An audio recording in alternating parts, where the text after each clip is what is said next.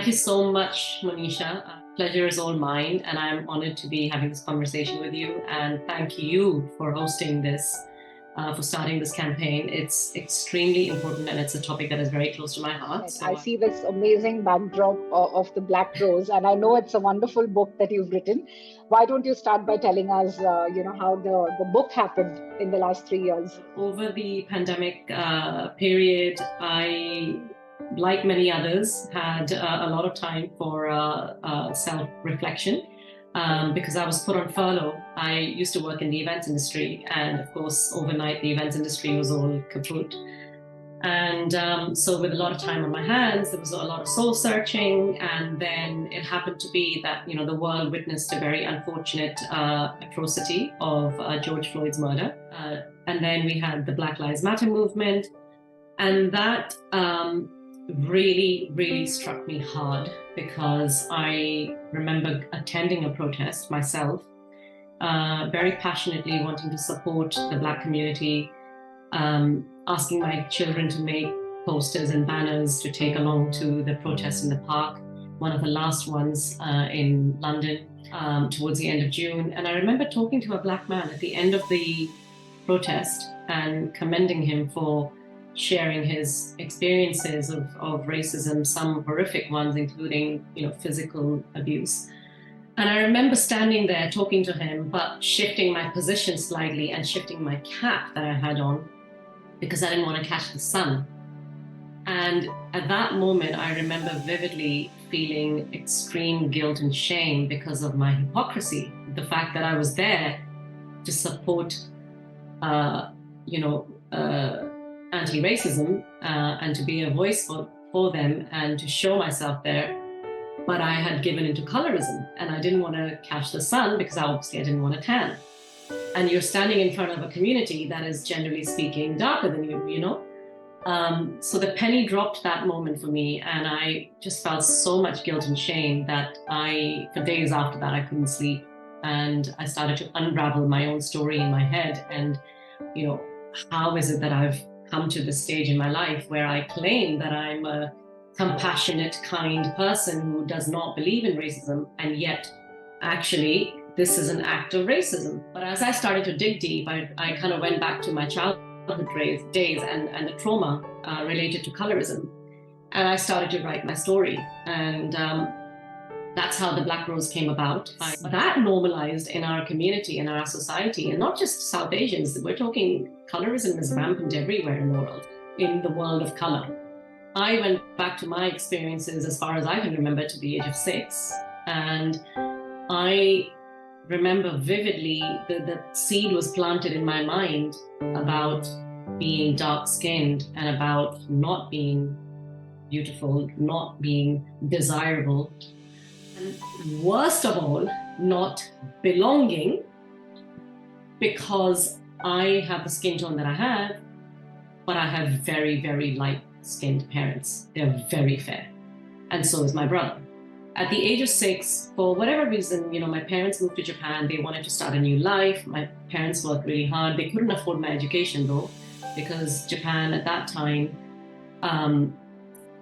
in terms of the schooling system, would only allow Japanese children by race, and would only accept Japanese children by race in their schools. You had to be 100% Japanese. So therefore, the only option they had was private schools. Private schools, international schools, the fee was unaffordable.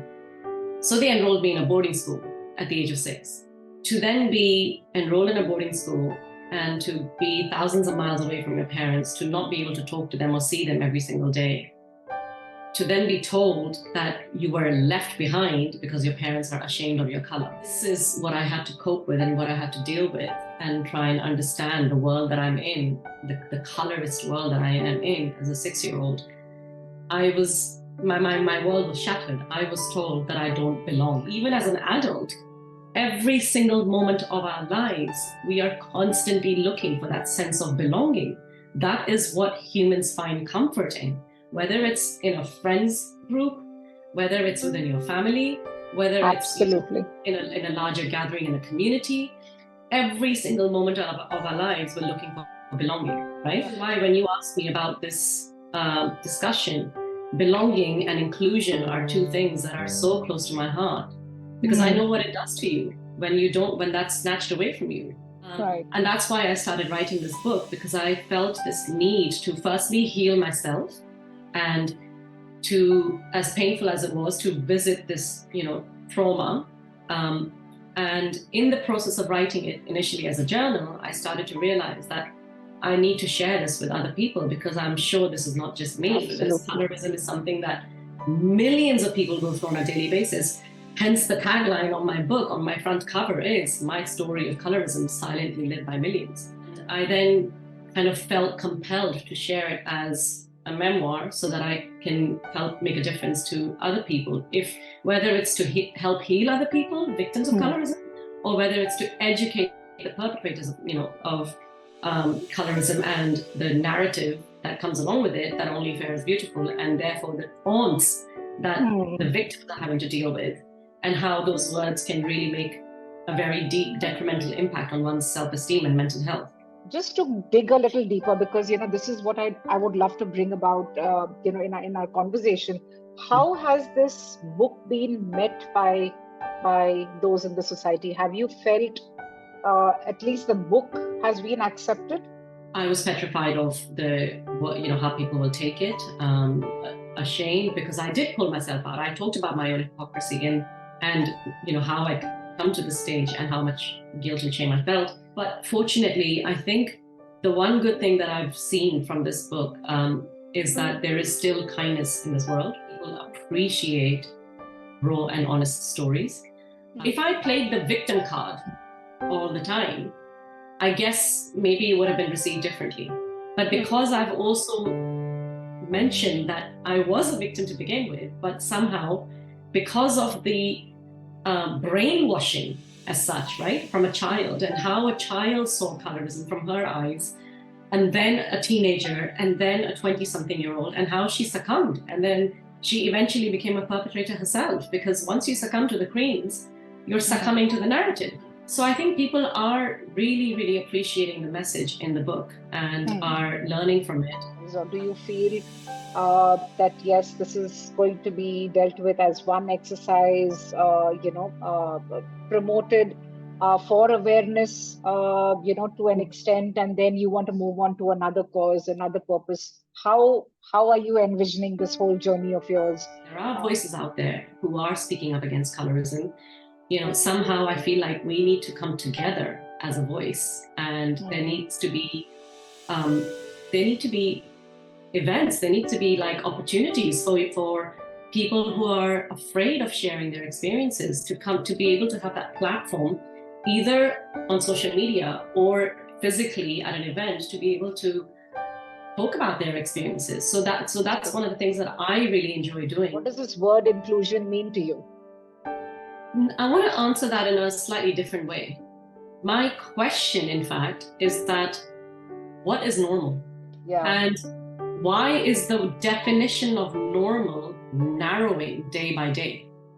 The problem is getting bigger, and yet when we talk about inclusion, as you were saying, people just don't understand. They shake their head and go, well, what are you talking about? It's not a big enough problem, But it is, right? Because how can it not be a big enough problem if every single person in this world has at some point faced exclusion? Whether it's a gender issue or it's a disability, there can always be somebody who comes along and says, well, my life is worse than yours, or I've got it worse than you. For me, it's about kindness and compassion and empathy all the time. If we show a little bit of kindness and empathy towards everybody, as opposed to going, you can't have gone through this, then exactly we are opening doors for them. Where do you feel that this injection needs to be made? We have to go back to the root level, which is right. As a child, education in schools. We need to have classes on empathy in schools for sure, because schools is where you see where bullying stems from. It all starts in the school playground. We forget to teach our kids how they're not just words, they're negative words that stay with somebody forever. It's something as simple as changing our vocabulary, and changing your vocabulary is very easy when your child is learning vocabulary. Absolutely. And you're building up their vocabulary. right? So if it starts at that level, half our work will be done, literally half. I think authors have an audience, at least a good author or a budding author gets an audience.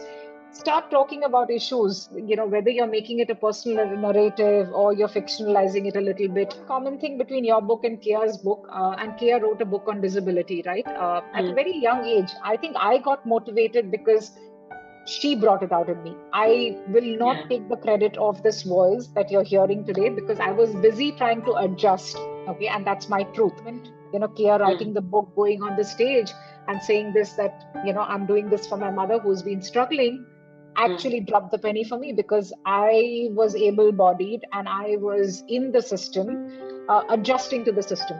So if a child can, do what she did, recovering from her surgery, as gross as a spine surgery, lying down on her hospital bed at home, I don't know why I can't do a simple interaction with like minds, right? That's the only thought that got me triggered. Well, firstly, can I just say a massive congratulations to Kea. She's such a brave girl, and for her to, as a child, to see that, to understand from her perspective and see what her mother is going through, and for her to then put that in words, despite, as you said, fighting her own battle, is such a beautiful and brave thing to do. I really commend her for continuing to fight this battle every single day, and to you for supporting her.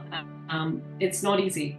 You tend to get empathy for the person going through it, right? But a lot of times people forget those who are around, who are supporting, how difficult it is for them. To both of you, I really, really want to say thank you. I will definitely communicate this to her, Shweta. I think she needs to hear words of encouragement from authors like you, because she does want to write, and I think it's important that she follows role models. What would these two changes be that you would want to bring about in your nearest society, so that the society becomes a little more inclusive, a little more empathetic? In terms of the changes that I would like to see, as I was saying earlier, I genuinely believe that it's the little things that make a big difference, and the little things that we can do to change in terms of the colorism narrative is changing your vocabulary. We just need to change that word, Kali, to, oh, you've turned, or you look sun-kissed. Yeah? Calling dark-skinned people black or calling them dark in a derogatory way. How about just call them melanated? Right? Simple things like that can make a huge difference to, absolutely, especially when you're talking about colorism every single day, and especially in our community. Language, tan removal, or it doesn't look good. All of this language is very, very negative. To constantly then be brainwashed, to brainwash people into believing that dark is not beautiful. So many more perceptions to, dark is better is less educated, or fair is better educated, fair is rich, right, or wealthier. There's so many perceptions, right? Fair is beautiful. Fair is likely to be better off in life and more successful. So I think changing your vocabulary can make a huge difference. We need to start showing up. We need to start sharing our stories unabashedly. We shouldn't succumb to the normal of this world. Whether it's a disability or it's a color of your skin, it doesn't matter. We need to believe that it doesn't matter, and we need to own it, and we need to accept ourselves the way we are. Everybody that I'm talking to are echoing the same sentiments, because when somebody listens to this entire series one after the other together, they will realize how similar these conversations eventually become at the end of it. Whether you're an author, you're an educator, you're a medical expert, you're a child suffering with SMA, you are an SMA parent, or somebody with an autistic child, trust me, there are no barriers that are going to be left. I just want to end by saying, be the change. Yeah, it's really that simple.